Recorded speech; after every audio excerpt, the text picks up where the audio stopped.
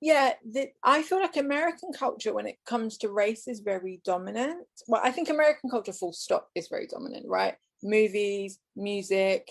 Um, and so I feel like, especially when we talk about race and racial identity, um, America sort of leads the way now. So there's this idea that yes, because uh, England is the mother country, England and Europe in general invented like race as a social construct, but that we are somehow more influential.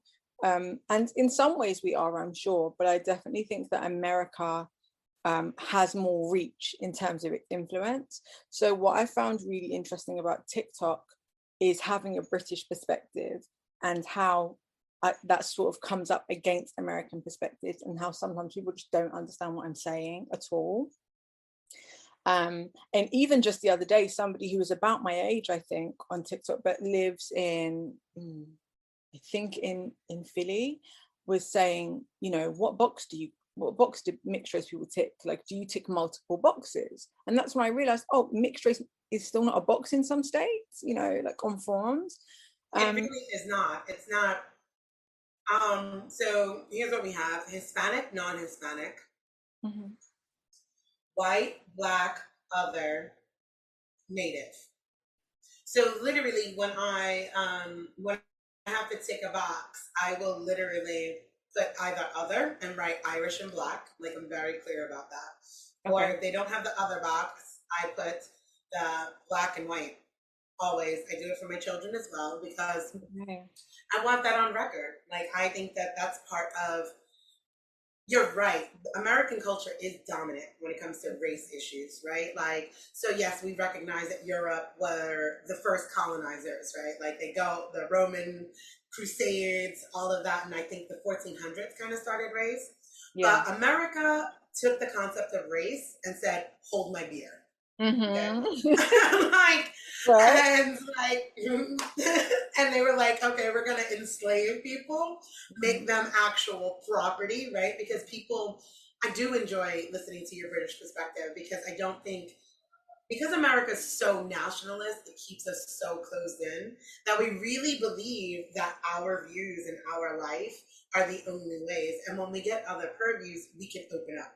You know what I mean? Yeah, and I And think, sorry, I was going to say my interaction with a lot of Americans is that they say no, race is the same everywhere. Race is I'm the like, same no, no, it's everywhere, not. and it really isn't. And so my thing is, so I was born in 1989, and I was born in Liverpool in the northwest of England, and Liverpool is actually home to the oldest black community in the country, which is very cool. Um, Awesome. but also obviously kind of sad when you think about the timelines and circumstances. But Liverpool was a part of the transatlantic slave trade triangle, right? So the port there was a big part in that. Um, but so when I was growing up in Liverpool, I was considered to be black, right? There were no terms for mixed race people that weren't derogatory then, so I was considered black. In fact, anybody, if you had a surname, like if your second name was a family name that people knew to be like a well-established or long-standing black family, even if you were white presenting, you were considered black, right? Which I'm sure in America, you know, when you think about the one drop rule, it would have been the same. But obviously, we didn't have the one drop rule here. But the way that we were perceived, if you had a black parent, you'd be black. And then when I got into my like early teens, mixed race started to appear as a box on forms. I remember even as a kid, we never really talked about the nuances between like mixed race and monoracial. I remember looking at forms and being like, so am I black British because I'm British and I'm black? Like, does that mean mixed race? Or but I am black African because my mum's mum is from Ghana. And I was just so confused, trying to find myself in a box. But ticking multiple boxes was never an option. Like it didn't ever say like tick all that apply. It was like tick one, and it was very clear about that. Like if you ticked more than one, you were doing it wrong, right? So Mhm. I think I I'm ticked not one like, for rules, so I break the. It does say pick one, but no, yeah. it does not. And you know what, I I'm annoyingly, I'm not saying I'm good at following rules, but I'm annoyingly like, I have to really know something before I can break the pattern from it, if that makes sense. So as a kid I was Yeah, like, oh, absolutely. I have to tick just one. And then it was only when I got older that that mixed race was on forms, but even then it felt like a technicality. Like I felt like, oh cool, I'm represented on a form now, but I still didn't feel any less black, right? And then when I got older and I moved from Liverpool to London, all of a sudden everybody was very like interested in what I was in a way that I'd never had before. May I ask, what year did you move to London? So I moved to London in 2006. Okay. So I asked that because on the, I give the podcast questionnaire just to kind of get an idea, and I really like the way you said, like, it kind of like race depends on what year you were born, right? Because like here in America, we were Negroes, colored, African Americans, and now like Black. And I was born in 79. So there was really no term for myself either in America. It was mulatto. And I said it as if like people automatically knew. And the technical term for mulatto is like a black person with with another person from like European descent. I did not find out until I was older that mulatto is really a derogatory term in Italian. And I was like, oh, But that was it for me until I actually went to England and I lived there. And they have this little black Irish, and I was like, it is me. And I was like, this is like the best place on earth, right? Because like representation does matter. But I did live there in 2005, and I that's why I asked why, what year was that? Because when I moved there, like little mixed babies were like pocketbooks. Every British mom had a mixed kid, and I was like, I want to live here forever because I don't look so out of place, right? Like it was growing up when I grew up in America, my family did not look like anybody else's family at all. So anyway, wanted to that. And you know what, that's really interesting because people have a perception of like, if you outside of London there are no black people, right? And I think that's true for some towns and villages and things. But Liverpool has a lot of black people. I mean, nothing compared to London, nowhere compares to London, but they also have a lot of mixed race people because of how old the black population is, right? Because of how old the black community is, racial mixing.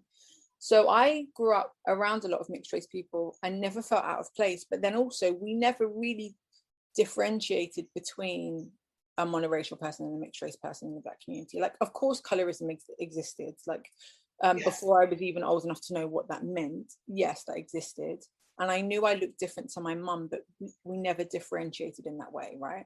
And then when I moved to London in 2006 and people started to ask me, so what are you, which of your parents is black, like what side do you lean more towards? And I was like hit with this wave of questions that I'd never been asked before, and I was so confused by it. And then with that came all of these stereotypes that mixed race people apparently had about them. People thought I was rude or promiscuous or stupid, or there was all these different things. And I had a bit of an identity crisis because I was like, what do you mean I'm not black? What are you talking about? And I felt like however I like chose to identify, it was never quite right, like because everybody had their different expectations from their different cultures and communities. And that was probably my first taste of being like, oh, it's really not the same everywhere, Well, let me ask you a question. So, because it's interesting to me to see or hear someone from across the seas actually use the terminology black, right? Because for me, like, I always differentiated here in America. When people are like, oh, you're white and black, I'm like, no, I'm Irish and black. Because there's a difference for me, right? Because for me, the homogenization of what white supremacy did was literally that, right? Like that one drop rule. Like I said, you were just black at a certain year, like during certain years living in England. And it's just like, okay, that's what it is. But here with that one drop rule, it's kind of similar, but like I said, how America was like, yeah, hold my beer. So anyone with anything, like there was a term called octoroon. So like even generations down, you would still be black as if the white was something so pure that it was tainted. And the irony of that to me is that I'm like, white is not even in existence, nor is Black, right? It's a construct, it's something made up. Like you said, your mom's family, you're from Ghana, right? So like, so for me, I wouldn't say you were Black, like, right? But this goes into racial identity. I would say you were Ghanaian and British. Yeah. It would just be like that for me. So like, is your dad like just English, or is he some other? My dad's family is a mixture of English, Irish, Welsh, and I think maybe Scottish, actually. Again, Liverpool being a port, being a docks, there's a lot of mixing. There is a huge Irish population in Liverpool too. And Liverpool also borders Wales. So Liverpool is a melting pot, no matter what racial category you fit into. So if you're white, you're Black, you're Asian. Liverpool's also the home to the UK's oldest Chinese community, for example, right? So that's so cool. I had no idea. That is very, very cool. So there I guess was a lot of racial mixing for that reason. But in terms of race versus culture, culturally I am Ghanaian and British, but yet racial groups still very much existed. And I think that racist construct, right, still existed. I think America was more extreme, but still exists like throughout Europe and possibly the world, who knows. But there was no real differentiation between being Caribbean, being African, from like a racist white person perspective. You were very much a Black person, right? Interesting. So because as an American living over there, all they cared about was I was a Yank. So like that was like more of the barrier, is that like they weren't concerned so much with my racial identity. It was more about my nationality. And I love all of those connections, right? Like they were like, oh, you're American. So they sneered anyway, right? Because they just, so that was pretty much my experience when stepping out into the world.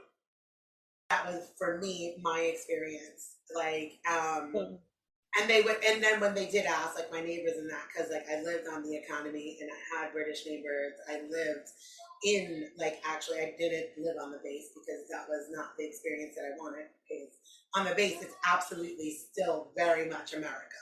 It is no different. You know, you have like the big stores, you have the restaurants, you have the pubs, you have all of that. And I wanted to experience the culture of living there, right? Like going to the pub with the kids and, you know, taking the kids to school there. And so for me, that was more of a greater barrier. And when they asked, and I was like, oh yeah, you know, I'm Irish and Black. And they went, oh, okay.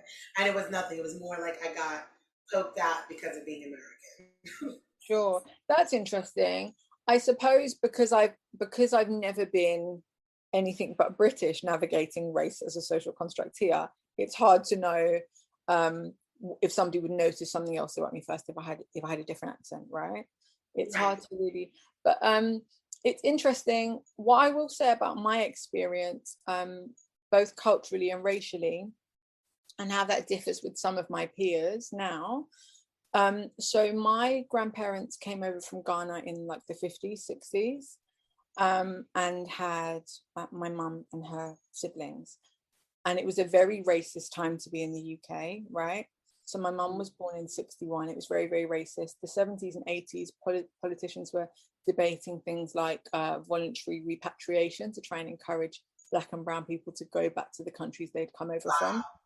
Whether or not they were born here, whether or not they were requested or offered to come here by the British government, they decided, oh no, we're concerned about the rapidly growing Black population. Shall we send them back? There were actually like eugenics reports and studies discouraging racial mixing around that time as well, because they tried to convince people not to mix, you know, Black and white. It was at like a serious, we're not talking about like fringe politicians, you know, we're talking about like mainstream politicians discussing voluntary repatriation. There were, you know, eugenic studies to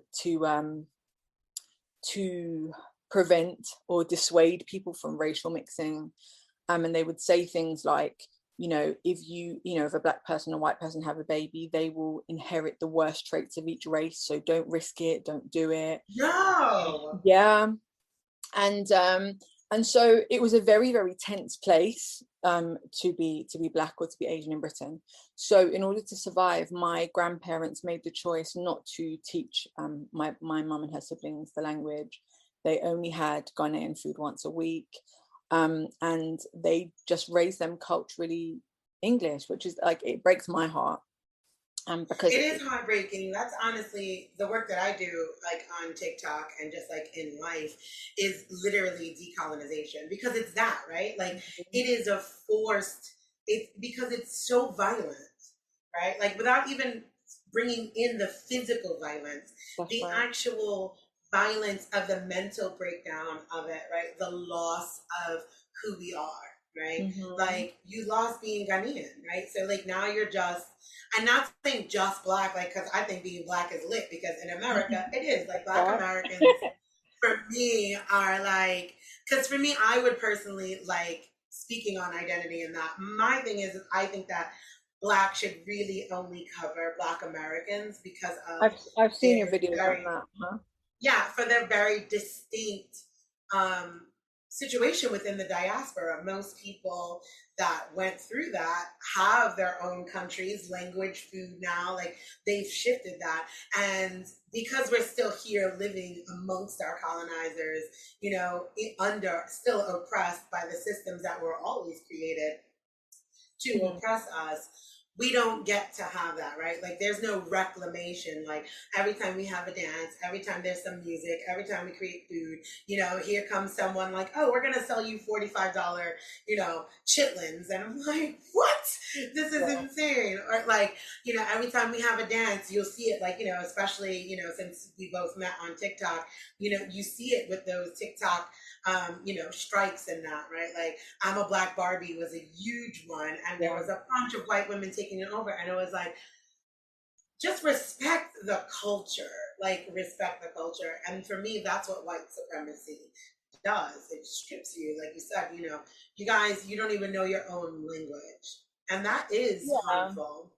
And I hear what you say about the idea about Black being an identifier solely for Americans. Like it makes sense in terms of like wanting your own label because of how much was stripped from you. Like I completely understand that. What's interesting though is like you know, if you look at how long, for example, there's been a Black community in Liverpool, we're going back to like the 1730s maybe. So that's also hundreds of years. And there might Yeah, be other people that can't trace directly either. I know it's the same for the Caribbean, right? It's the same for right. South America. But I think irrespective of that, because I think moving forward, it actually would be really productive for us to start to be able to identify ourselves, right? And Absolutely. categorize ourselves outside of white supremacy, because where all of us are having these arguments with each other. Like there's so much discourse on TikTok, on Twitter about who gets to fit into what racial category, but we're all working with these categories that were assigned to oppress us, right? And yes, even though it's a Right. fictitious system, yes, they have very real consequences and realities for us. So I'm not saying we Absolutely. can just decide, okay, now it's over, now let's pick new labels. But I think it would be good to move forward to that. But what's interesting is that actually the label of Black is global, right? It's something that maybe if you go to continental Africa, they identify and like they use different signifiers, they use different labels. Um, but otherwise, the label of Black anywhere in the diaspora is very prominent and has been given to everybody. Not quite in the same way as America. I understand that America's culture is very specific, but in a very similar way. And so I think it's going to be very, very difficult to part part like to encourage people or convince people to part ways with that, because in a Right, and way, to be fair, because I'm always for correction, I didn't think about it from a worldview, right? Like I didn't even know that mhm, this was like there was such a prominent space in Liverpool, and I have lived in England, right? Like, and I mhm, love the Beatles, and like that's all I think about with Liverpool. Do you know yeah, what I mean? yeah, So like I'm always open for correction or the conversations, right? Like that's my whole jam. Is like that's right, the name of the whole podcast. Like let's have the right, conversation, mhm, right? because you don't. And like I said, like America is a nationalist place. And so we're so enclosed. So to be quite honest, I really never even thought about British and Black, because then my experience being over there were the Black Brits that I did meet were Caribbean, right? Right. So they would still then identify like, oh, I'm from the West Indies, right? Like I'm West Indian and British. Like Mm-hmm. Britain was just their nationality, right? Like it Yeah. wasn't their racial mate. So that was just my experience, because in my town that I lived in Mildenhall, when you saw somebody Black, they were often Jamaican, Mm-hmm. right? So like that's they still identified, or you saw someone brown, they were Pakistani, and they still identified as such. They just happened to Yeah. be British by nationality. So I don't even think I knew. I'm not even going to pretend, but I don't think I ever registered in my brain that there were just Black British people.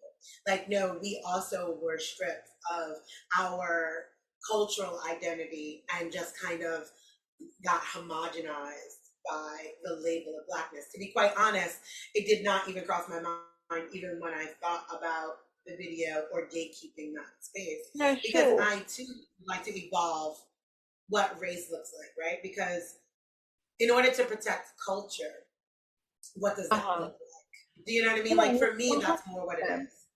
Yeah, and I think it's also hard to know like how many of those like old Black British families exist, what they identify as now, right?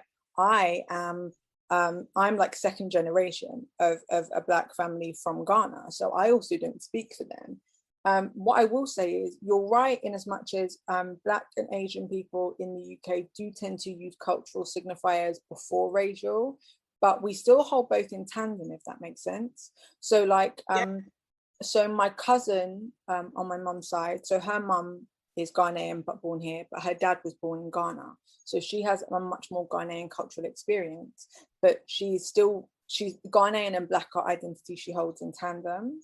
um but if she was born in Ghana, like one of my friends is Nigerian, born in Nigeria, grew up in Nigeria, moved here as an adult, and says, I learned to be Black when I moved here, because when I was there, what mattered was that I was Yoruba, right? I was Yoruba, I right, was Nigerian. But when I moved to the UK, that's when the label of Black became, I was Black first, then I was Nigerian. right. And I think that is colonization, right? That is, That is. yeah. And that's what That's we have in common. exactly what it is. That is it. Because, like I said, even when I turn around, because I know looking at me, right? Like, people, no one, unless they know me or they've been friends, like some of my friends that have known me for years will say, oh, I have an Irish friend. Like, if somebody's talking about something, oh, my friend Desiree is Irish. But obviously, looking at me, I am brown skin, curly Mhm. hair. Like, no one's like, oh, she looks Irish. Do you know what I Yeah. mean? So like Mhm. I recognize that I'm always going to be perceived Black first, or at least some ethnicity or something along Mhm. non-white in America, right? Yeah. And Like culturally, the where are you really from is what we get here. yeah, Where are I'm you always getting where that. are you where are you from? No, I know you're from Liverpool, but where are you like really from? Like that's the Yeah, way like we get it's asked. so odd, right? Because like here in America, people are like, "Oh, are you Puerto Rican?" And I'm like, "No, like not at Hmm. all. Like I'm Irish or Black." Like that was like the question my entire life. Um, and it would have been easier to be honest. And like so for me, that's where that formulation of keeping Black Americans as just with the label Black and not thinking about the worldview, because though those they're the same, right? Like they're still descendants of African slaves. They're from the diaspora. They are Spaniards mixed with African, enslaved Africans mixed with the natives that were there, the Tainos. And it's like, so how did they just get a complete cultural identity? Like, oh no, they're Puerto Rican, but it's like, aren't they Black also? Like, what makes them any less Black than myself here in America when they're the same? It's the same. It's born out of the same oppression and enslavement. So that's where that idea came from, without having Sure. that worldview. Do you know what I mean? Like, it would have been much easier for me to go through my life and not have to even explain myself, because I'm perceived here in America as Puerto Rican first. Oh, like people would just assume that, like, and I could just slide into that identity and that culture, and no one would think twice about it. So that's what gave me that separation. Like, how do we evolve this here in America? Like, and holding exactly. identities tandem. Well, this is where I started thinking about the concept of racial fluidity and holding multiple racial identities, right, when you're mixed race, because I spent my whole life trying to look for people that looked like me and then figure out how they identified to check I was still doing it right, because of how much it's changed in my lifetime, right? And so I would look at like a colored person in South Africa, right? So you look at a colored person in South Africa and think, well, am I the same as them? Well, I guess I'm not actually. Okay, but they look similar to me, but they identify as colored and I identify as Black or mixed race. And then I would look at Creole people in Louisiana and say, okay, but they look like me. So could I identify as Creole? Well, no, but they identify as Creole, Black, but not mixed necessarily. If I go to Latin America, they may think I'm Latina, right? So I'm like, okay, so what does this actually mean? Like, what, somebody commented on my TikTok post this morning where I talked about why I hold multiple racial identities. And they said, well, I kind of get you, but I don't understand it, because I know people with two Black parents that look the same as you. So why would you identify as mixed race if they identify as Black? And my answer is simply because I could go to like Puerto Rico, somebody could think I'm Puerto Rican. I could go to Norway and they would say that's a Black person, right? I could go to New York, I don't know, I'd be identified as mixed race there maybe. I'll go to Nigeria. You definitely would be Puerto Rican. I'm from New York. They would not you for Dominican or Puerto Rican. Because of your fair skin, right? Like that, because you're so fair, it's hard to like slam you into a Black identity here. You would be Spanish. Okay, that's interesting. Then if I went to Ghana or Nigeria, they would only see the white in me, most likely. Like they would just call me white, right? Like they would know that I'm not white, but they would be like, but she has enough white privilege that she doesn't know what we're talking about, right? As well as the fact that I have a white dad. I was born and raised in England. I don't speak any sort of national language there. So that's when I realized, okay, so I'm still the same, but other people perceive me differently based on like the cultural background and the landscape there. Then you add in the fact of who else is in the room. So even if we're not just talking about one-on-one, if I'm in a room with all white people, I'm the Black person in the room, right? But if I'm in the room with all Black people, I'm the mixed race person in the room. They, my family see me as Black. They include me as Black, but I'm still the mixed race person in the room. I change the dynamic when I go into it, right? If I'm in a room with white and Black people, then of course, like we're Black people together, but there is like another layer to that dynamic, whereas, there's white people, a mixed race person, and Black people. But I'm still going to have a mixed race experience and a Black experience simultaneously. Like I'm never going to have just one or the other. And I spent so long trying to figure out which one I was. And then I just realized, oh no, I do actually have both of those experiences.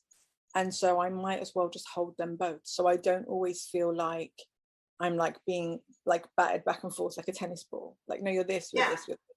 And also it was a way for me to take agency. And because, you talk about, the tragic mulatto stereotype doesn't exist here in the same way because we never used the term mulatto, right? There was a time when the term half caste was used, but that's more a term that came from the caste system in India, right? That was then sort of applied here to mixed race people, but is of course. Yeah, I heard that too when I was there, and I was like, wow, that sounds derogatory as hell. I was like, what is half caste? I think that sounded worse to me than mulatto. I was already jarred by the fact that they still use the term colored. And I was like, but I recognize that it does not. The term colored when you were here? Huh? Yeah. Did they? Yes. way. So like I moved from England in 2005, and like my landlord, to be fair, is an older person. Okay. So maybe it was just like, but yeah, I actually did hear half caste and colored still, and that was in the 2000s. Wow, Like, that's crazy. I mean, and yeah, I was like, maybe that's maybe wild. older people, like maybe older people. I think I remember my granddad. Obviously, my dad's parents are white. I think I remember my granddad being like once to me when I was a kid, like, "Is colored still okay?" Like, because at one point it was rude to say black, right? And I remember him being like, "I don't know which one," so he would like just whisper. um, but yeah, so Is she? um, so I just I got to the point where I realized I was like always being defined by whoever I was talking to and how they saw me. And so even though like the tragic mulatto stereotype doesn't exist here in the same way because we don't use that terminology, the experience I think rings true in some ways. But Yeah. I've never had the I've never had the experience of, oh, white people don't want me, black people don't want me. I've never had that, but I have had a weird sort of, well, I know that I'm definitely not white. I've never been white in my life. But now I'm sort of like the definition of black is changing. And now I'm mixed race, but I still have a black experience. And it was just like a weird, like it was like a fractured thought, right? It Yeah. was like, and then I just suddenly realized, oh, I can just see myself two ways then. Because that is my actual reality. And I Yeah, think, I fully align with that. That's yeah. and I think we spoke briefly on your video of that, and I was like, yeah, I love that idea because so just to recap, if people don't know what's the tragic mulatto, it is that feeling like I'm not black enough for the black person, I'm not white enough for the white person, and usually that is what you're getting, and like especially on these TikToks and stuff, and Yeah. then you see these people, right? Like, because I had asked, like what do people most misunderstand about your topic?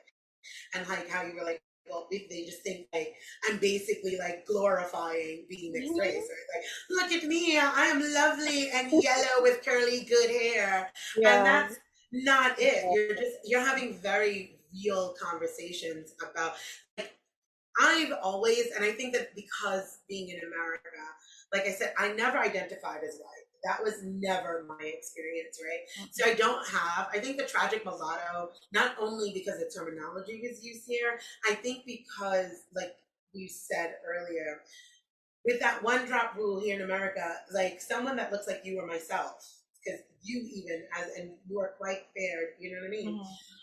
You would never be clocked as a white person in America. No. Mm-mm.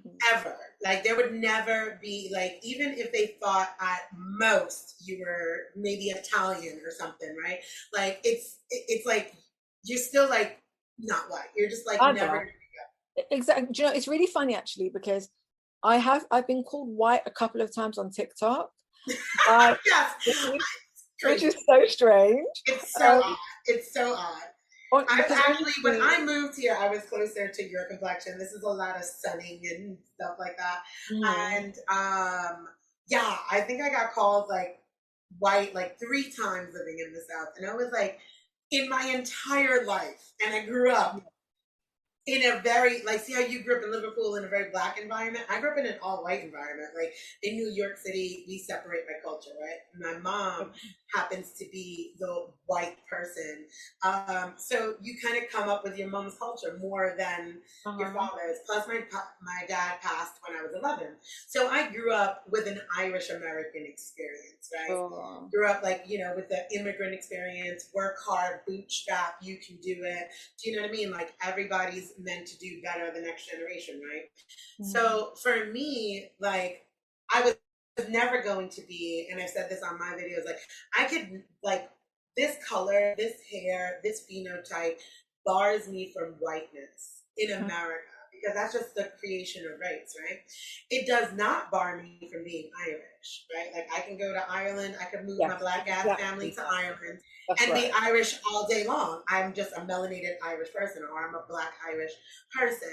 So the tragic mulatto trope that happens here that we're seeing so much of on Twitter and on TikTok when they see someone like you, um, or when they're speaking about their own experiences, they can't be white. That you cannot. That's not how race works in America. And we have to recognize that it is a system, right? Yeah. Like you being a mixed race person in Britain, you could be both. You could be black and British, right? Like, because that's your nationality. Yeah. But you can't be black and white in America. So it forces a space of choosing. So I love that you're giving us more of the world view. Like, no, you can actually just identify as mixed race and you don't have to make these hard line choices. You don't have to adopt and internalize white supremacy, right? Like, I love your platform is about identifying outside of white supremacy. Is that correct? Like, that's Yeah, what no, I'm that's getting. exactly it. And thank you, because it's nice when people get it, because it's a very contentious and very sore subject, and I understand why. And I know that I'm very light skinned. I also want to get in there that I have not been in the sun for 18 months. So even I don't ever look this, but this is the best I've ever seen myself, the pandemic. But no, Yeah. I'm very fair. And even, I have a few mixed race people in my family. I'm the fairest one. Yeah.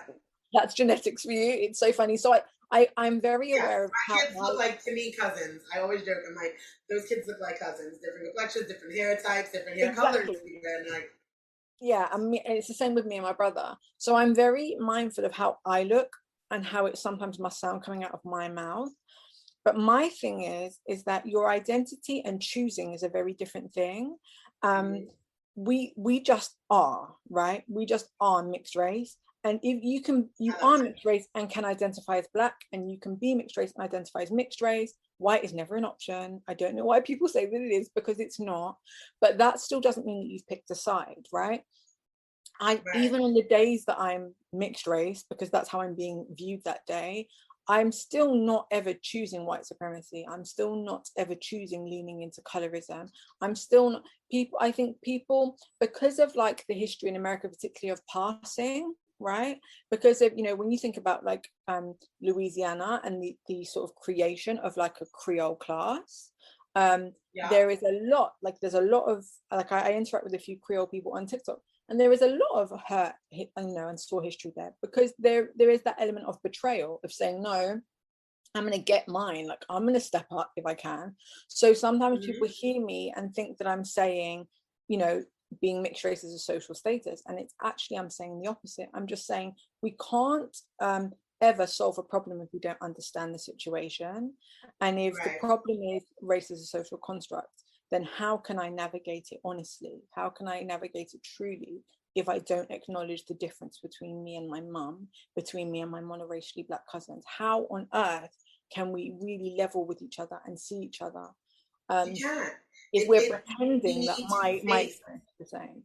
exactly, we need to face the truths that exists within that, and like, I follow you and I follow another mixed race woman, and I find her to be much, I don't even want to say more, because you're not, she's just absolutely borderline intolerable, because it is very much not what your platform is about.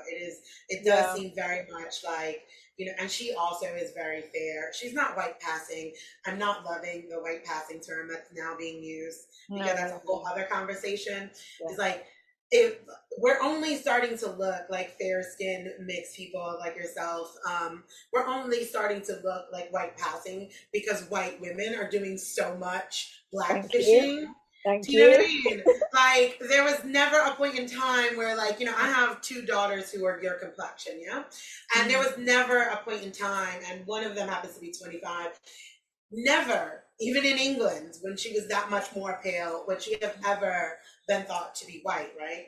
But when you have so many white women tanning, bronzing, Right, that's right, curling their hair, putting the 3C weaves in, and, injecting their lips, and, that's right. doing all of these things, they are looking phenotypically black. Like, these are the constructs of your ancestors, ma'am. I'm sorry. Like, you want to dismantle that, then do that, because it's the work of your people. But because of that, now it's making more contention, in my opinion, Right. within our community. Do you know what I mean? And here they go disrupting Blackness again with their lack of self-identity. Like, get clear on your ancestral spaces, That's fix some right. shit that y'all started, and stay out of Black people's business, because now it's causing more infighting, right? Like, because Yeah. what you're speaking of within the Louisiana Creole, I also interact with them, is the Passe Blanc. Yes. But what I learned, right, because I always thought like white passing was, and not saying that it's not, but like it was. My daughter also, who looks like you, she stopped saying she was Black too, and she just said she's Puerto Rican. Because she was just getting too much pushback. It was just too much pushback. But And that's what makes me mad. in fairness, though, because I don't want people to think that she's out there passing in the world, her father is Puerto Rican. So she just was like, it's just so much. I'm just going to pick a side and stick to it. And I think that's the thing. I had a conversation with with a friend of mine who's also mixed race, and she said, you know what, if I have a child with a monoracial Black person, I'm just going to tell my kids they're Black. I'm not going to tell them they're mixed. That's a whole nother conversation. That's her choice. But her thing was, she was so sick of having her race debated that she's like, if I have whatever, I'm just going to round up that percentage. If they don't look, I'm just going to round it up. And to me, I understand the pain of it, but that's the bit that really annoys me, because it's infighting caused by, like you say, the Ariana Grandes of the world, who have decided that it's cool to look mixed race now. Like when I was a kid, it was not cool to be mixed race. Like it was not.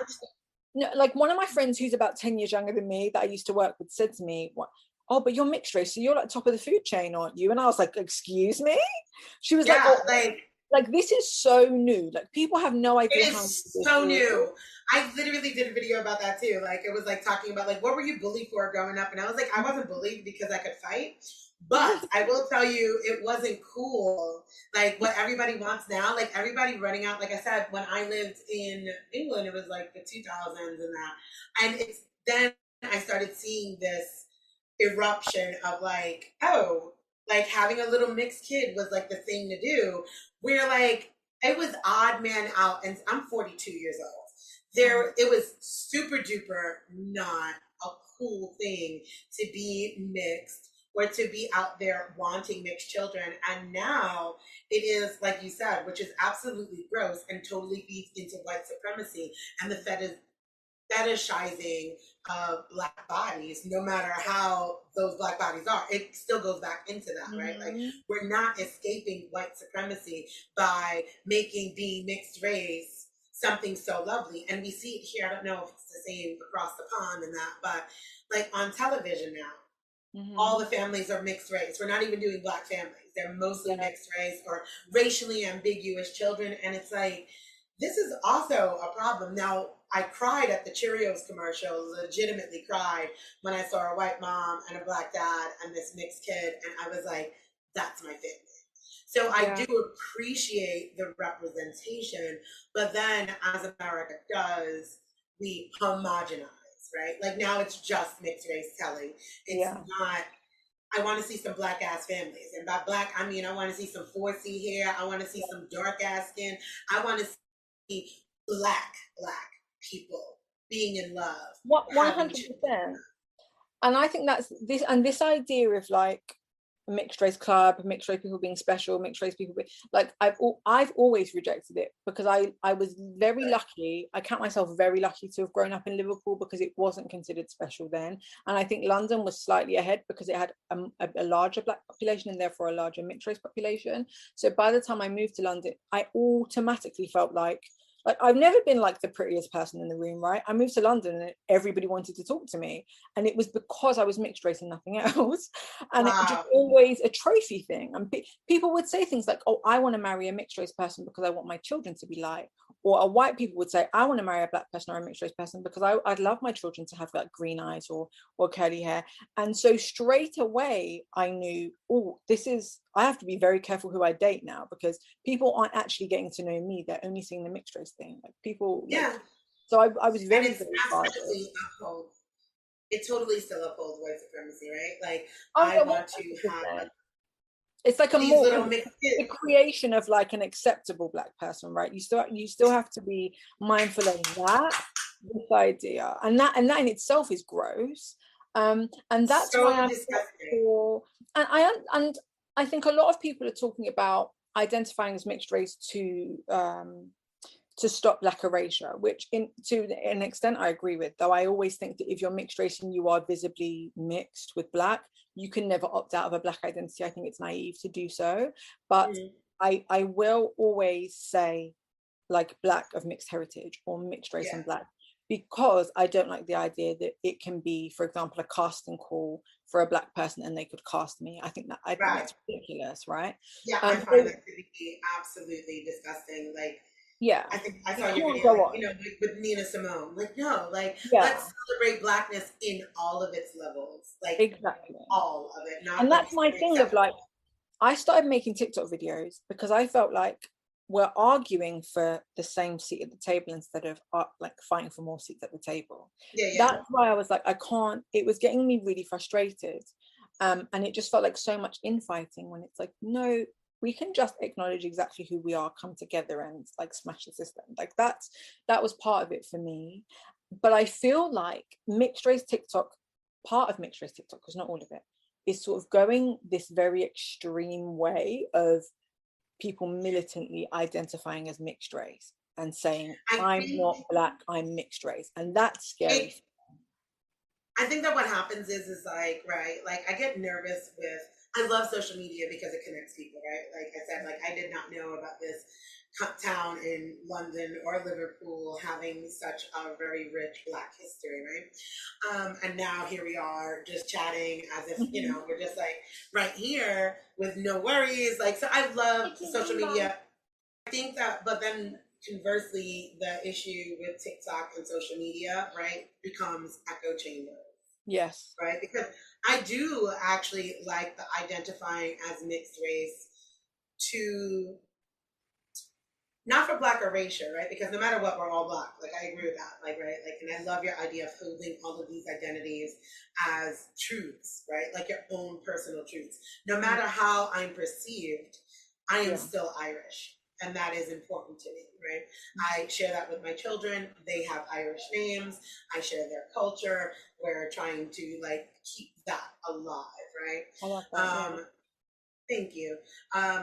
But also, I have zero problem saying like I'm a woman of color because of like what you said with the casting and that, right? Like if we're just all lumping, it's so hard.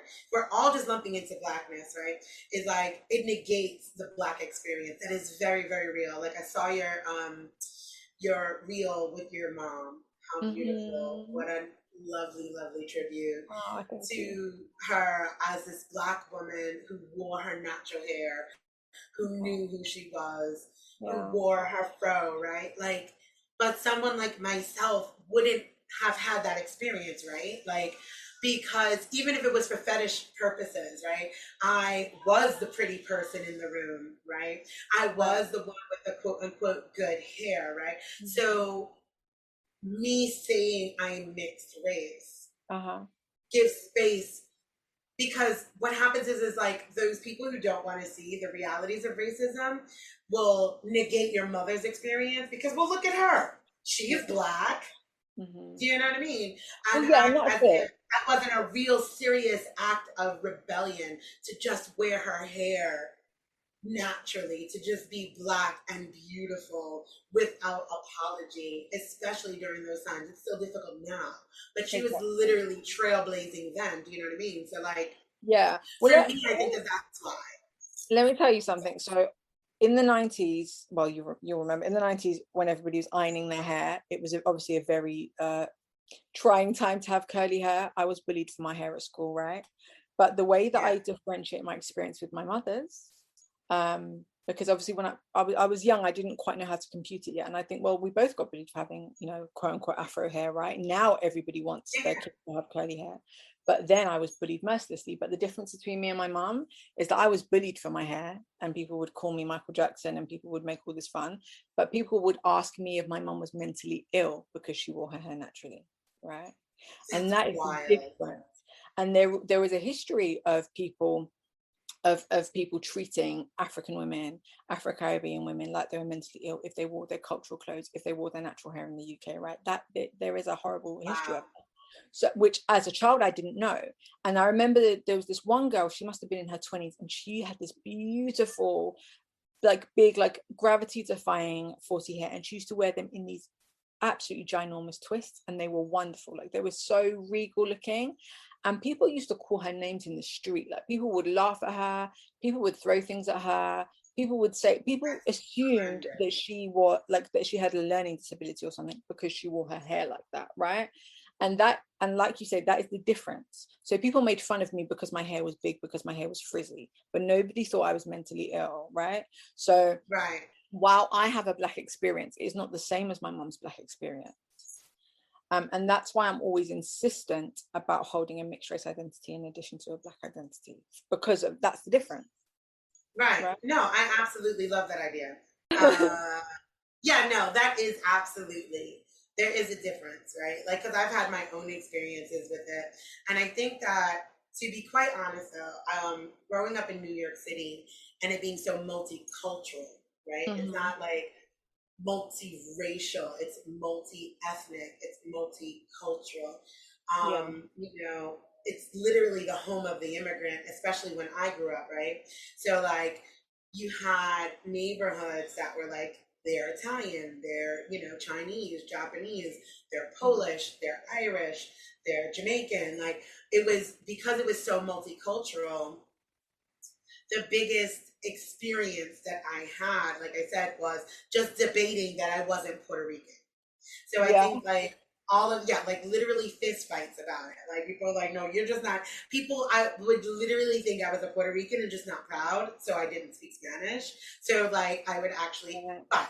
They would want to fight me physically, assuming I was like an unproud Puerto Rican, because they're really a proud lot about their identity. Don't you think it's interesting, like that the 2021 version of that is people having to show pictures of their parents on TikTok because mixed race kids are being accused of blackfishing? Like it's insane that this is still happening because people are so obsessed with putting people in racial boxes based on what they assume that somebody of that race or racial mixture should look like. And that's another reason why I started making my videos, because I was like, there's really no one way to look like this, you guys. Like there's, I mean, I'm not saying that people don't blackfish, we know that white people do that, but somebody messaged me the other day, like, you know what you said about your daughter just made the decision to just be like, I'm Puerto Rican, like she'd had enough. And I understand that, but it's heartbreaking to me and it makes me so upset because again, we're working off other people's definitions and assumptions from their corner of the world, which is why I've started talking more about racial fluidity and how there is no one way to look Black or mixed race or Asian, you know, because, you know, somebody messaged me and she's I don't know if she's fairer skinned than me, but her hair is a looser texture. So people always question her Blackness, right? She's mixed race. But her youngest sister, who's obviously born, she's Gen Z, so completely different outlook on this, has like, she asked her parents for a DNA test, because everybody was telling her there was no way that she could be Black. So she, like in her own identity, looking at her two parents that she's known her whole life, couldn't even believe that her racial mixture was what it was, because of TikTok, because of the Instagram and the Twitter generation, because of the way that people just think that they can debate the racial identity of mixed race people without their consent or input, you know. And people have such varying, you know, I had arguments, I try not to argue with people because especially Black people, especially Black women, because I think Black women, we have a tough time enough as it is. So it's a rule of mine. But I spent a lot of time debating the racial identity of Drake's son on TikTok. Yes, I've seen that. I was like, this is it was absolutely brilliant. Like, but continue. Because it just really frustrates me. But the most ironic thing to me is that I had people shouting at me that he was white and we should stop forcing him onto the Black community. And then I had people screaming at me that he was Black and that I should stop trying to enforce white supremacy by saying that he could be mixed race. And this is what to be fair, actually making someone who is of mixed race background monoracial is absolutely enforcing white supremacy. To say that Drake's son is monoracial or just Black, it absolutely. I mean, like, there needs to be, because I make it a business to not debate Black women in regard to this, right? So like, I fully think that there should just be like a lane of like mixed race identity. Like, no, this is, you know, I'm Black and mixed or what have you, or just something like that, because that, again, like I said, when I will not say I'm white and Black, I'll say I'm Irish and Black, because that should let you know, right? Like, these are indicators. The reason why we have these boxes are indicators of how someone's been socialized, of their cultural upbringing, and all of the other things, right? Because like, now I'm not as fair as you, but my hair is a looser texture. So like, people automatically do not assume I'm just Black anyway, right? Because apparently Black people can't have loose textured hair, which is insane, but whatever. So for me, it's important to say like I'm mixed race, because that should give you, there's distinct difference from myself being mixed race and a Black woman, a monoracial Black woman who looks just like me. Complected, phenotype, like to me, my phenotype doesn't look racially ambiguous, though I have been called racially I would agree. Right, like to me, I just look like a light-skinned Black woman. But I think my hair is what makes me racially ambiguous, right? Like, it comes like, and it's like out because of the texture of it. That is honestly what makes me racially ambiguous. If you gave me a thicker curl pattern, like, I would just be clocked for a light-skinned Black woman. But by saying I'm mixed race and holding those truths, it gives way for you to understand, like, hold on, because I didn't grow up with a Black experience like that. So don't let me in there, and don't make me your spokesperson. More importantly, that's what, you know, especially because like on my platform, white women really do hear me and listen to me. You know, I'm listening to them, I'm helping guide them towards their own ancestral healing in that space. Do not use me as your token Black person, right? But Desiree says, and it's like, Desiree has a different identity than a Black woman who's monoracial and looks like. So I love your Drake's son's idea of being, no, he's mixed race. He's not white. If he were white, it was only because of anytime you take a mixed race person and make them monoracial based on, that's literally based on white supremacy, right? Like, that's how you get the passing line, that's how we get this. And he might grow up and have, in some instances, a white experience if he presents as white. Who are we to know? We can't predict the future, but his experience is a mixed race person. And I think this is the thing, like, you hit the nail on the head. You might look phenotypically like a light-skinned Black woman, but there is a difference in your experience, in your socialization, in all of those things, even in your exposure to racism. If you grow up with white and Black people in the house, there is also a very deep psychological difference. If you grow up with parents and neither of them look like you, it's not just about what I look like to another person as compared to a Creole person or a very fair-skinned Black person with Black parents, right? Like, Beyonce's mum has a different experience to me. We might have the same genetic makeup of white and Black. I don't know. We could be 50-50, both of us. But my experience is different from the simple fact that she likely had two parents that looked similar in skin tone to her, and neither of my parents, like my mum, you see my mum was very dark-skinned. My dad has a ginger beard, right? He's Irish, dark hair, ginger beard. Yeah. Neither of them looked like me. That was my experience as well. Like, my father is proper Black. Like, this is not a light-skinned Black man, yeah? Like, my dad is like Isaac Hayes Black, wide nose, big lips, dark skin, 4C hair. So yeah, I had that experience as well. Yeah, and this is what I mean of like, so it's not, and people always, they jump to, you're just trying to distance yourself from Blackness, you just don't want to have the same label as us. And it's like, no, it's not that. It's just, you're compressing all of our experiences into one monolith. And actually there are some very specific things that mixed race people need to decompress, sometimes with each other, of like, God, it's a trip, isn't it? Like, realizing, like, nobody looks like me. This is a bit weird. It's wild, yeah. Even, you know, you take the tragedy out of it, you take the tragic mulatto stereotype out of it. It's just I went through a phase of tanning. My mum, I did that for years. Instead of my mum telling me, like, I asked my mum when I was about 6, Mum, if I tan long enough, will I look like you? Because I wanted to be my mum so bad. She was so beautiful. And she said, yes. So I spent every summer out there in the northwest of England where it rains most of the year. Every sunny day, I was out there just tanning. And then every September, October, when it would start to get cold, I'd be like, damn it, I failed again. Let me count down to next spring when I'll be able to try and, and that is a very specific experience of wanting to, like, not wanting, I never wanted blonde hair or blue eyes, but looking at like the Sandys and the Rizzos on Grease, right, and being like, oh, I don't look like them, like, so I'm not pretty. But then looking at my beautiful mum and being like, I don't look like her, so I'm not pretty. And I'm not jibbing at, oh, I wasn't black enough, not white enough. It's just literally when you grow up and the people that you're supposed to look up to and neither of them look like you, it's just a very specific experience of having to find role models. Like, we all as humans need, like, part of our learning and our growth is role modeling, and you don't always have that as mixed race people.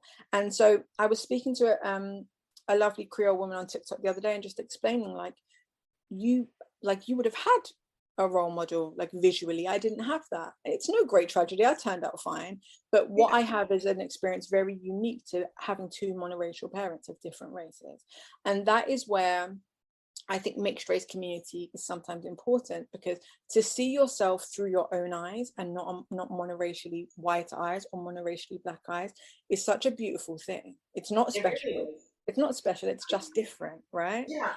And that's really what it comes down to. It's not about glorifying being mixed race, right? It is about really identifying and seeking that, like you said, outside of the white gaze, right? Because, like, even as Black people, when we uphold these things, we're still upholding the white supremacy. So therefore, even as Black people, we're still looking at Blackness through the white gaze. Exactly. Because I also went through that when I lived in North Dakota. Like, dear God, I made you look dark skinned, right? Like, because it's like literally winter 10 months out of the year. And my skin was so pale. If I showed you pictures of me in my early 20s, I was like your complexion. And I would go to tanning booths, like, and I did this for the 2 years that I lived there, which I actually did probably, it's called sun damage, it's not tanning. But it did actually help me get this, like, 2 shades, because I too did not have that experience, right? And I didn't want to be like, my mom is blonde, she's a strawberry blonde, and she had normal brownish, like more like hazel eyes. My sister has her eyes. And then my father was like proper Black, like I said, as was my grandmother. There were no light-skinned Black people in my family. There still are no. And I'm the only mixed person in the family. And and they are proper Irish, so they are white as, like white as can be, right? Like damn near Nordic. So I didn't. So in that, like, to your point in saying, like, finding your own identity and validity within that, I just found my own beauty, right? Because also we have a different experience. I think that that's important too. Like, there was this one big TikTok blow up, like, oh, I bet they have a white mom, right? Because having a Black mom in mixed race and then having a white mom in mixed race, there's like so many. It's different. It is different, right? Because I didn't have this Black woman who loved on my hair, and my mom loved my hair. This is not saying, like, my mom, she took very good care of me as a child, but there were no discussions about being Black. I grew up socialized as a white woman. Race was not a conversation in our home, because white people don't usually, it's now they're having these conversations, but back then it wasn't a conversation to be had, because race doesn't affect white people, right? So it's like, why would we be having these conversations in that? And then, like, my grandmother and my dad passed when I was so young. My dad passed when I was 11. My grandmother passed when I was 13. So when these conversations would have been had, like, let's say, as a teen, and questioning these things, or asking my grand, what was it like growing up in the South in your times, or asking my dad. My dad went to segregated school still. Like, he was born in 48, and, like, I only remember my grandmother one time during, like, Black History Month. They were, like, showing old clips from, like, MLK and marches and that, and she was sitting there, and I'll never forget, right? Like, and I had to be maybe like 10 or so. And she was sitting in her chair watching the TV, and I was on the bed polishing my nails. And she was like, I remember when I had to cross the street when a white person came. And like it hit me. I was like, wow, that's wild. But it didn't hit me Yeah, until I was older and I could not then have the conversation with her, right? Because then imagine her experience, her son, like I said, I'm the first mixed child. Her son bringing home the whitest of white women that he could find. Yeah, but it was wild. And the trauma, which is why I am very keen on, yeah, I'm down for this. Let's have a separate identity. Let's have a mix, because that was not my trauma, right? Like imagine a woman who lived in the South during those times. Most likely, hell, her parents were even worse off, right? Like slavery and those descendants aren't even that far off, especially when you're coming from the South. Imagine a woman like that then having to welcome this woman in her home. And she loved my mother dearly, and they were very, very close. But just thinking about that trauma and those experiences are just not the same, because I don't experience white women in that way, yeah? Because I love white women, like automatically. Like I don't have that. Black women have an automatic, this person is not safe, right? And I don't have that because I had a white mom. No, you're right. I mean, and I think I experienced that to an extent because I grew up around my white family a lot too. So obviously both my parents were born in Liverpool. And in fact, my mum's family and my dad's family grew up knowing each other as kids. So at my wedding, oh my God, I'm in love with this. So my dad actually, my dad's first girlfriend was actually my mum's younger sister. Oh my God. Was 4 years older than my dad when they were 10, and then she dumped him because he wouldn't kiss her with tongues, right? So they've known each other for decades. My mum's youngest brother used to go raving with my dad's oldest sisters. So they've known each other forever. So my experience was very unique. I will say, so my mum didn't talk to me much about race. And I think that's because of how harrowing it was to be Black in the UK in the 60s, 70s and 80s. You know, I knew little bits like her she used to sometimes have to wait at the end of the street when her friends were going in to get like their coat. She wasn't allowed in their houses. That actually also happened to me once when I was about 13. My friend said, oh, you're my first Black friend, I'm really sorry, like we're all just going to go in and get my coat, can you wait here? Like, wow. Yeah, so this is what I mean when now in 2021, when people are telling me I don't know what it's like to have a Black experience. I understand my Black experience is very different, but I also do know what it's like to have one, right? In a lot of different ways. Now, similarly, the other side of that coin is what I originally started saying, which is I grew up around white people as well as Black people. And I'm very, very fortunate in that I didn't have the thing of my dad's family hated my mum because she was Black, right? And unfortunately that is the story that a lot of mixed race people have, is that the white side of their family is racist. And whereas especially in America, I'm not sure about the UK, but in America, because race is such a contentious issue still, right? And I think it is here too. I just think I got lucky, actually. Like, I definitely don't think that it's better here, but my grandparents knew each other, right? They knew of each other. They lived walking distance from each other. And we grew up in South Liverpool, where, the Black community in South Liverpool, is it's kind of integrated with the white community too. So even though I grew up in like a fairly white area, it was like down the road from Granby and Toxteth, which is where the really old Black communities are. So the school I went to was like fairly well integrated. My friend group had Asian people, Bangladeshi people, Black people, white people, mixed race people. And so my mum used to go around to my grandparents for New Year's, right? She used to like eat cheese and crackers with my granddad in the kitchen. So I never really I grew up thinking racism was over initially, because of how well integrated my family was, right? That is so real. That is, oh my God, I'm so glad. Yeah, and so you have this like realization. You get into the adult world and you're like, oh, and you feel dumb, you feel naive, but you feel so. And I think that's another, and I'm so sorry to interrupt you, but that's another really interesting thing about mixed race privilege. Because if you have a family, right, like, because we live our lives in these microcosms, these bubbles, and my family was fine. Like, my like, and we were very small too, to be fair.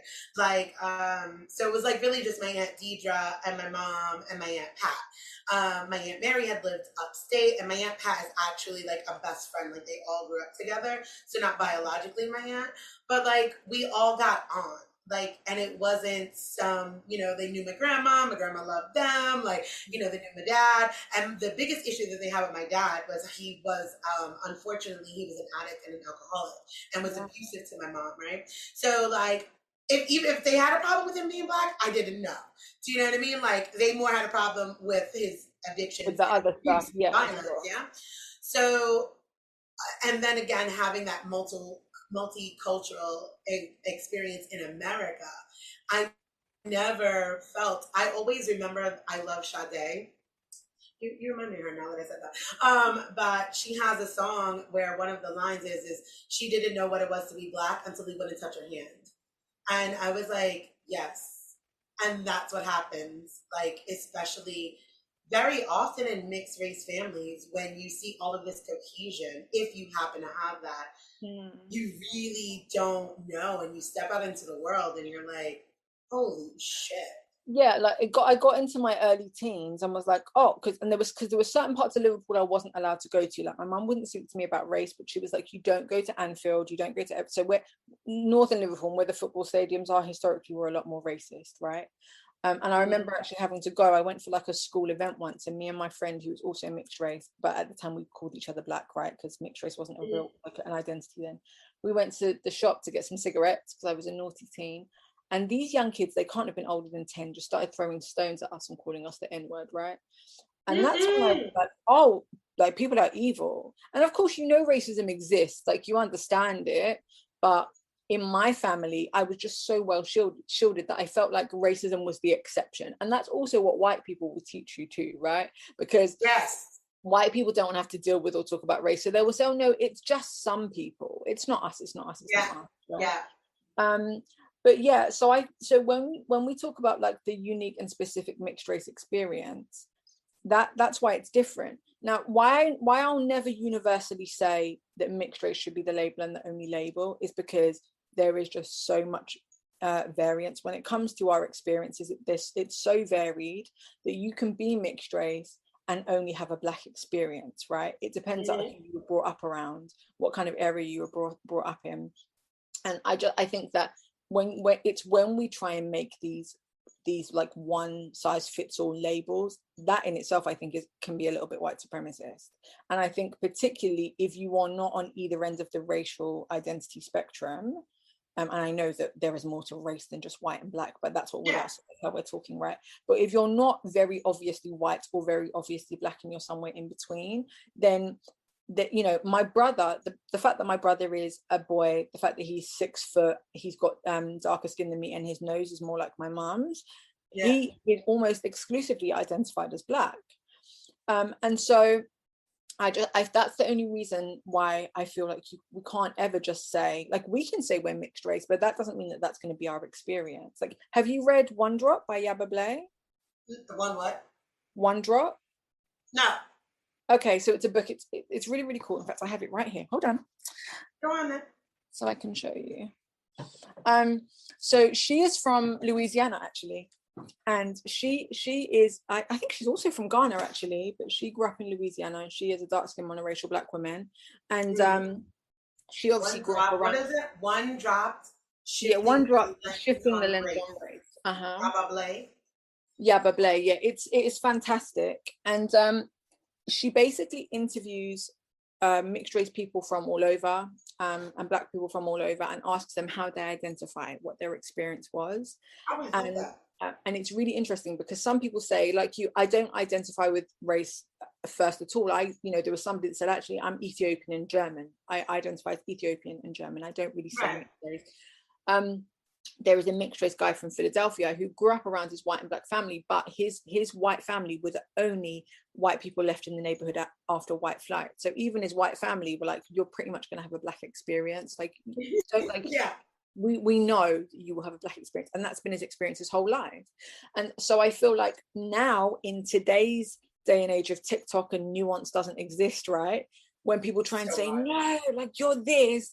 And it's, you kind of have no idea what people are because you don't know what their experience has been. We're just making assumptions because we keep trying to treat race as a formula. And it's really So not a what's your formula. strategy to it then? Listen to mixed race people. I think, listen to mixed race people, ask them. I think it's, we need to hold each other accountable as mixed race people, that we're not A, leaning into white supremacy, B, leaning into colorism, C, trying to make a new race that's special and exclusive, and we're not being oppressive. So even if I hold a racial identity as Black, I'm still looking around to make sure I'm not taking up space that's not mine, right? Yeah. And understanding that my Black identity is different to my mum's Black identity, because my experience as a mixed race person could have been Black. There might not be much white in my experience or English in my experience. So a mixed race person living in a Black neighborhood in Philadelphia, that's only ever been their experience. To force a mixed race label onto them may not make any sense. And I think this idea, I think because we want to be seen, like there is a mixed race TikTok creator, and it might be the same one you were talking about. When we stop pressing record, we can find out. Let me go on TikTok, and I'll make sure I'll let you know who it is. Go. Who talks about talks about the mixed race, and as if we are all one race of mixed race people. And I just think it's so erroneous. Oh yes, different mixes. It's the same one. Yeah, like she's like blonde hair, your complexion. Is that yeah. one? Yeah. So this idea, again, it's us just trying to homogenize. Just trying to make it simple when it's anything but simple. And right. we do have tribal mentality as humans, so we do want to be able to latch on and do in-group, out-group. It's literally in our nature. I mean, yeah. But I think we as mixed race people are going to have to be comfortable with actually it not being fixed for us, with it not being fluid for us, and actually like still being able to see you, even if we have the same racial makeup. And if you identify different, me being okay with that and still feeling like there are things we can connect on. Because I just think it's never going to be as simple as this is the label. Maybe going forward, like maybe in a generation or two, it will be different. Maybe the term mixed race will become more normalized, because when we were kids, it didn't exist, right? Maybe in a couple of generations it will. I'm comfortable with the idea of it changing, but I think right now, I just don't think it's realistic. And I think there are too many mixed race people living Black experiences and too many mixed race people living mixed experiences. And even there's some mixed race people living white experiences, right? If they present that way. Right, I think that I wanted to cut you off right there. Is that because like what you were saying, like the wildness of someone who looks more phenotypically white having to show their parents. Mm-hmm. And it's like, for me, it's almost like, it's going to lead into the conversation of transracial eventually. Oh yeah, I know, don't get me started. Right, and I'm like, it's like, so, but I almost get it, right? Because it's just like with like, let's just for a second, like with trans identity, right? Like if I said my pronouns are he, him, and I look like this, that should be respected, right? Mm-hmm. Because this is how I feel. And then, so like when people ask, and people have asked me, like, what do I think about transracial? And I'm like, unless we could dismantle all of the implications of what it means to be Black within inside of systems, there's no space for that. Exactly. There's just not, right? Like you don't get to wake up and be and feel Black, like because you don't get to slide in and out of Blackness as long as there are systems that are still here to oppress us, right? 100%. Like, so like with those children, it's like it saddens me that they have to do that, like, right? Like, and I say children loosely, these are like adults, but I'm like, they could be mine. My eldest is 25, like I said. So like I'm looking at these 20 somethings, yeah, and they're pulling out pictures like this is my parents and my grandparents, and you're going through the lineage, and it's like, sweetheart, it's the system. The system is the issue. I don't give a shit who you put. I could pull out my DNA test, and my DNA test, ironically, and I actually did a video on that, says 51% Irish. Wow. But look at me. No, yeah. You think I'm having an Irish experience? But if we're going to start doing that, and like for me, that then still plays into white supremacy, right? And like we need to break away from that. Like for me, that's like these people doing all these DNAs is like legit like blood quantum that they forced it onto the natives, right? Like, and Yeah. no matter what you pull out your ass, you're still going to be adhering to a white supremacist view Yeah. because Because that's the system. it's because that's the system that's there. That's what we have, right? So like for me, I'm loving what, like, yes, no, still be black, but recognize your mixed identity. And not mixed identity as in you're fetishizing yourself, right? Like, No. oh, look at us. We're glorious and mixed. We are the desired ones. We're the acceptable black people. Like, no, actually I use that privilege, and like your you mentioned privilege there when I Mm. asked you for what advice you'd give your past self, right? Like recognizing that we do navigate this system with some type of privilege, right? Yeah. Like people are going to look at you and your fair skin and your hair type, and they're going to want to listen to you anyway. Because, like you were saying, is like there's also some type of an identity, right? Like that they can identify with you, right? Like if a white person is looking at you, Yeah. they know there's something in there that you might understand of them, right? So like now you become more palatable Yeah. and using that privilege. Like I recognize because of my conversation, not necessarily my looks, because my looks bar me from certain spaces, right, in Yeah. colorism that you can get, but my conversation and my full on identity with whiteness, like I identify with being Irish wholeheartedly as much as I identify with being black wholeheartedly. Like I'm not like I'm half Irish, I'm half black. Like Yeah. I am wholly both of these things existing at the same time. And being that I'm in America, it's not the same as obviously being Irish in Ireland. It is saying I identify also with the white experience, right? Like of growing up in whiteness, growing up surrounded by whiteness, having white conversations, being in white households. And so my proximity to Mhm. whiteness is much, much different than a black woman Yeah. who's monoracial, who may look just like me, but that's not their lived experiences, Yeah, right? and I think that what you said about being both things wholeheartedly at the same time, that's the thing, because people often accuse me of trying to peddle blood quantum, right? Yeah, I know, it's That's my wild. narrative. And it's like, no, it's about being the two things in parallel.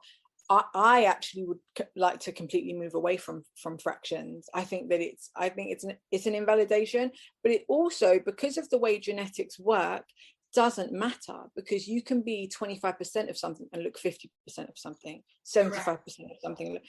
It doesn't make any difference, because phenotype is not the only thing that determines what we are as mixed race people, which is No. why, again, I feel like the rules are there are no rules, right? Not to quote the Matrix, No, but but like, it's true. It's but how we break away from these systems is there are no rules. You get to self-identify and be mindful of the systems that are at play.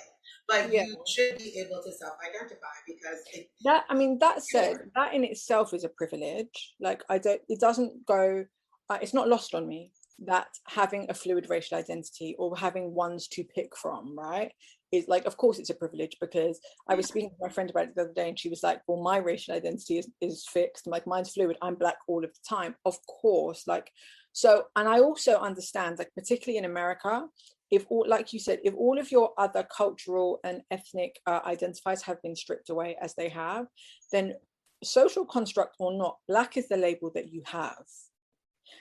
And so the idea that we are encouraging people to move away from a system, a label system, which for some people, black, if black is the label, is you, like, everything else has been stripped, dignity, culture, history, and now we're saying no longer identify as black.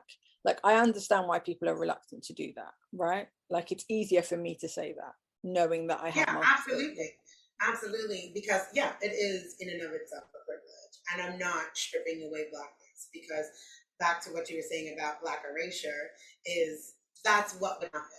And that's not fair. And it's not fair to our ancestors who paved the way in making black something so amazing, something so culturally rich, something so beautiful, whilst whiteness said we were not that, right? So like I would never erase the blackness that I am because there's a story in being black as well. And there is a culture with being black as well. But I do think that like you said, it's just holding those multiple truths. And that nuance is so important, right? Like it doesn't make me not something because you want it to not be. Like Yeah. it just is what it is. And like kind of moving through those phases. And I do want to wind it down a bit because like I love this conversation, but I know that you have things to do. And at this point my children are getting antsy. So I did want to, let me see, I wanted to make sure that we got some resources for people to reach you. And I'm going to add the resources that I love this one drop. I'm definitely going to read it. But how would people find you? Because your videos are inspiring. Your message is necessary. And I'd like to do this conversation again, and talk more about the fluidity and the privilege of being mixed race in that kind of way. Yeah. Because there's just so much to talk about, right? There's so much. I mean, we could do this weekly, my love. We could honestly, we should do it again for sure. And I just want to say, like, I'm so moved. Like, I can't express how moved I am that you even have anything nice to say about my little videos, because I only started doing this 6-8 weeks ago and did not expect anybody to care, or I thought that everybody would just tell me to shut up and sit down. So to have had other mixed race people and other Black people come and like say keep speaking, or we see you, or it's so beautiful to me. And I was so completely honored and surprised that you asked me to be on your podcast. So I'm very, very grateful. Honestly, like I can't thank you enough. But honestly, thank you for being here and the work that you're doing. All of these conversations are so necessary, right? Like they just really are, and especially for future generations. Because I look at my own children who are not going to have the same experience as I did. But it's so important for me. My mom has passed, right? And I don't have grands on my mom's side. So it's so important for me to hold a mixed race identity, to not get lost into the systems that white supremacy have created. And now they're just Black. And not that there's anything wrong with being just Black. It's just, I don't want to erase my mother either. No, I agree.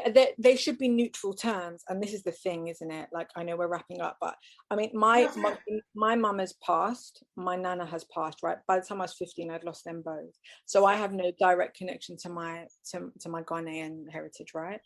Yeah. And my husband is white, which every time I mention on TikTok, I'm just waiting for people to just come for me and tell me that I'm no longer a Black person now. My Black card is gone. My husband is white. I'm sure about to be white. No. this is it. I'm like ready to fight for them.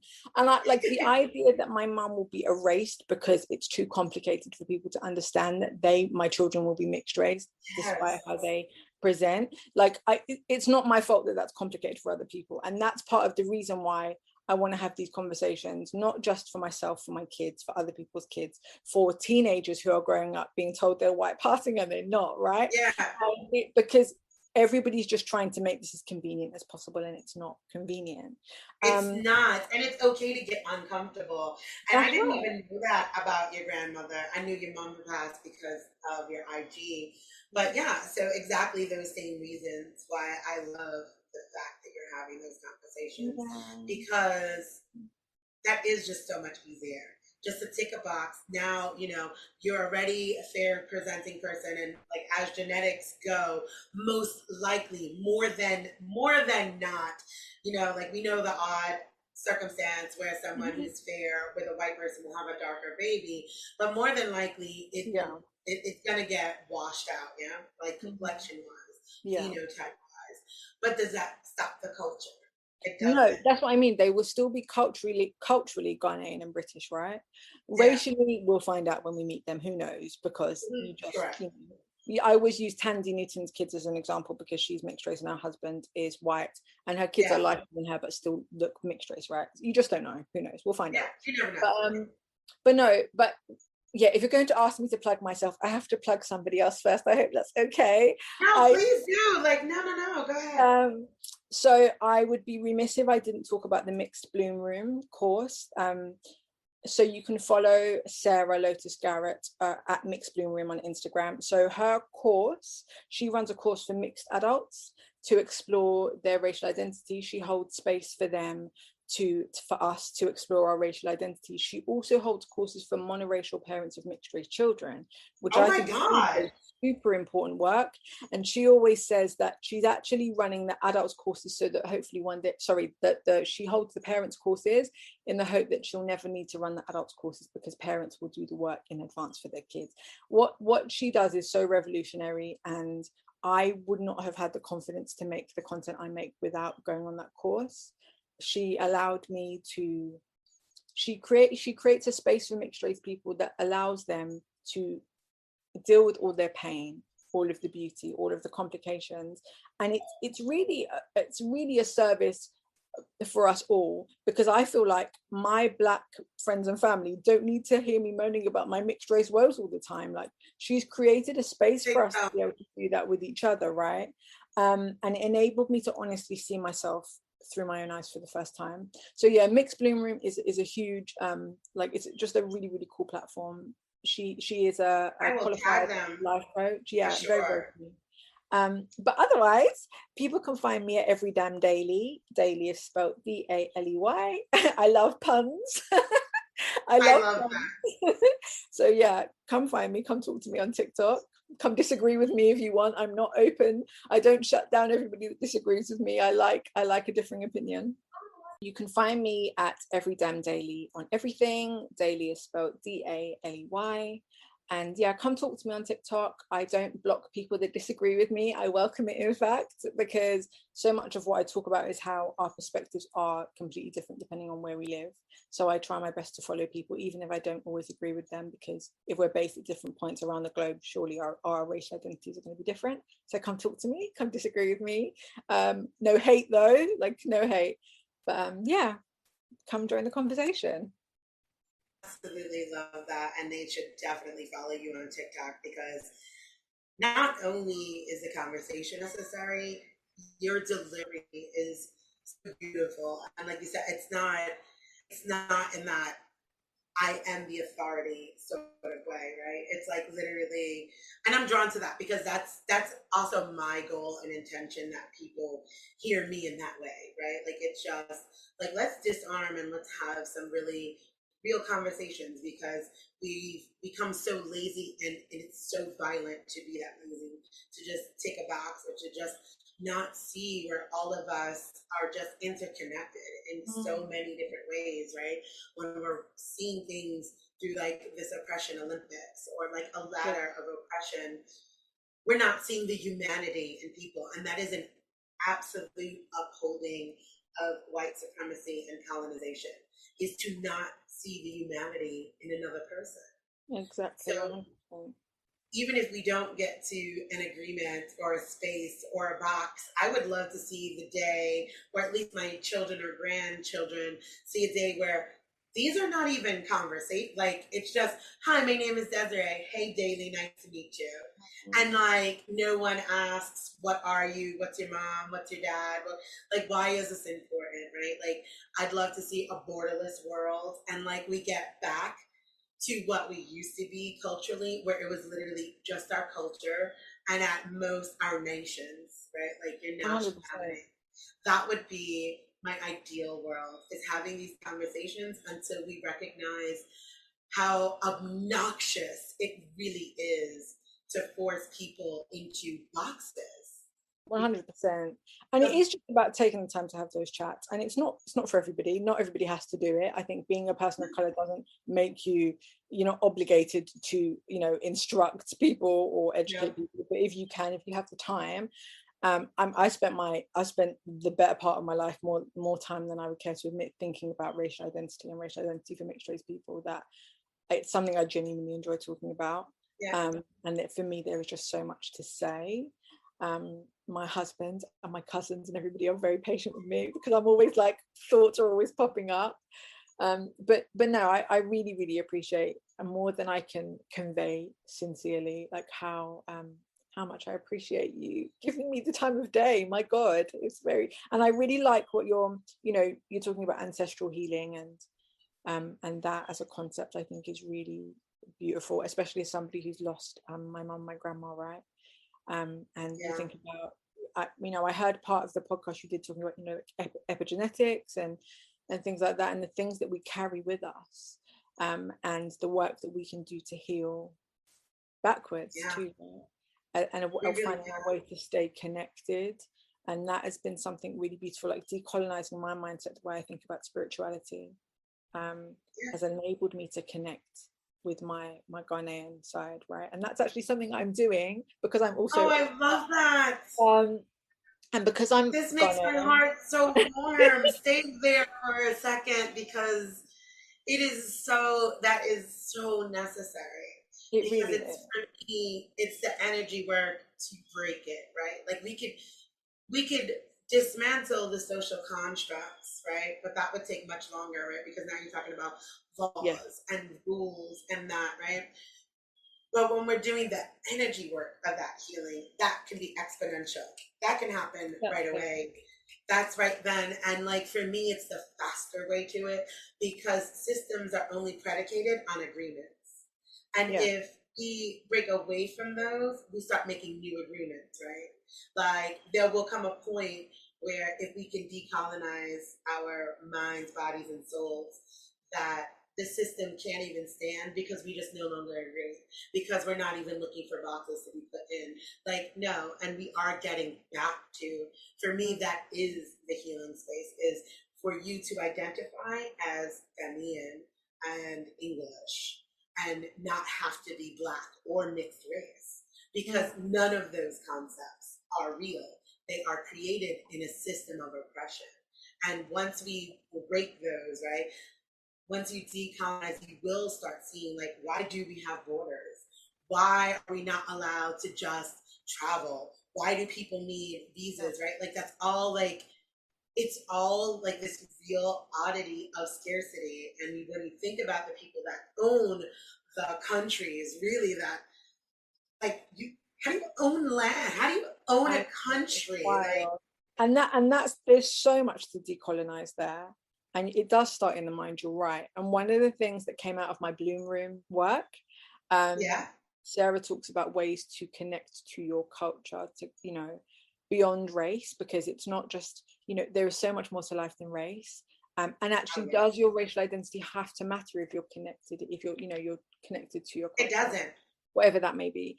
And one of the things on my list, my to-do list, is that I want to learn more about Irish spirituality, because obviously I'm part Irish, and Ghanaian spirituality. So pre-colonial, right? Because obviously England also colonized Ireland.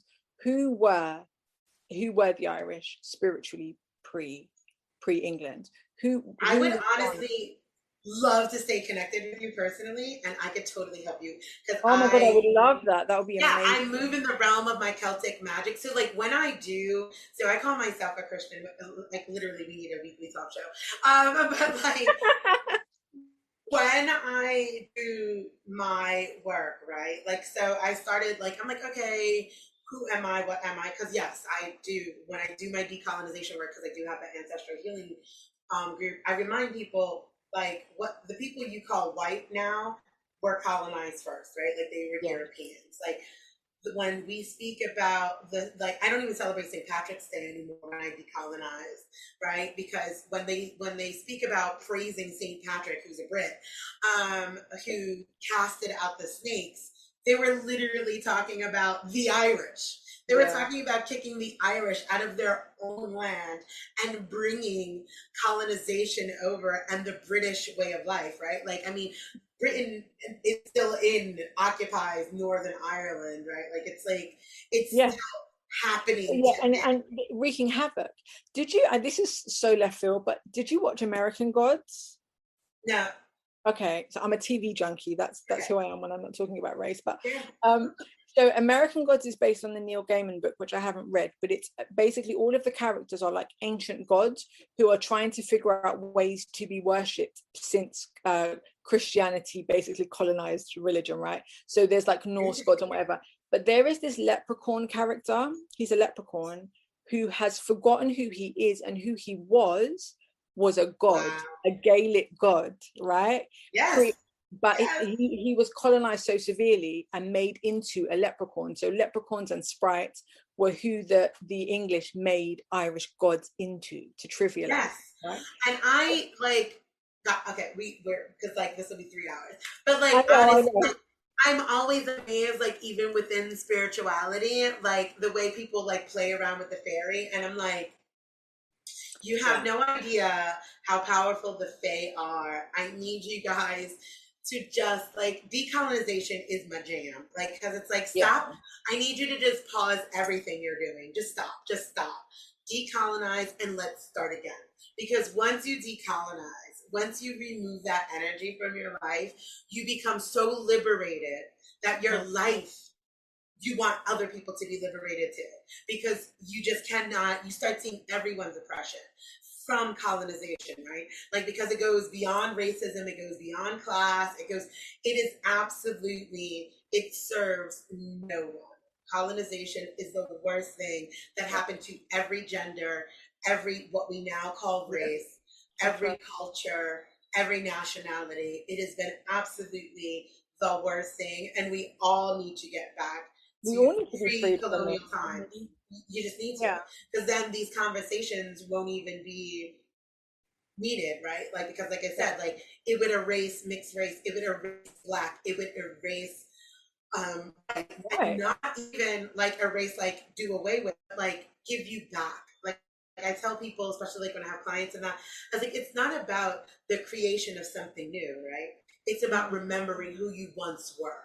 Mm. There's an inner knowing to who you were. I'm just guiding you to that space. It is something that has been forgotten, not something that needs to be created. You know, like when you're working with, you know, your Ghanaian roots, like make the food, right? Like Yes. Hmm. connect, eat the food, eat with your hands, Yeah. refuse But to use utensils, right? Like even that, like colonization, even that, like I allow my children to eat with their hands because at one point in time we were savages because we did. even And though even though eating with your hands has its own rules, it right, has its own etiquette. That's the thing. Yeah, and it's that's it. wild, That's exactly it. But no, but you're right. it's so much. We could talk all night. I think. We But could, you know and what? I love you. I love you. No, I this, really this honestly love like you. when you like you meet somebody and you know like you just see each other, you click. I think this has been very cool. And if you end up having to split the podcast in two, I won't be mad. Or like you take bits and we'll fill it in with another podcast at another time to make it whole. That's Nope. also totally I'd fine. make it one long one that everybody could just like sit down and enjoy, and they could take it as they want, Okay, or that maybe works. a couple later. I don't know. But no, we should talk about. I'm more than happy if there's other stuff you want to talk about with me. I'm so down. Like we can do this again in a month or whatever. Like that would be very cool. I would Um, love that.